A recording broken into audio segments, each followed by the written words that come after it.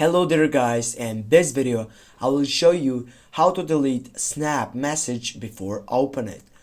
Firstly, get up to your Snapchat account and take sure for your chat section on the second app.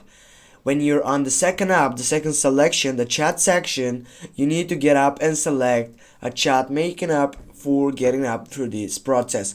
For example, we'll go with, I don't know, I will go with this chat, and as you can see here, if I type something and I want to delete it before he saw this message, I need just to type on the message and then go for the third selection that says delete. Click on delete, and as you can see, when you delete a message while attempt to remove it from our service and your friend devices, this might not always work, like if someone has a bad internet connection or an old version of Snapchat. Go okay, and now with deleting chat, friends can see that you have deleted something, but they're not gonna be able to see what you have sent it on that section. Go delete chat, and yeah, now they can see that you have deleted the chat, but as I can say before, they cannot see what you have written there.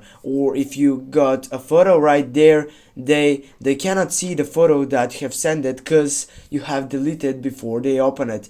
Thanks guys for watching. Don't forget to hit that like and share the video. See you soon guys.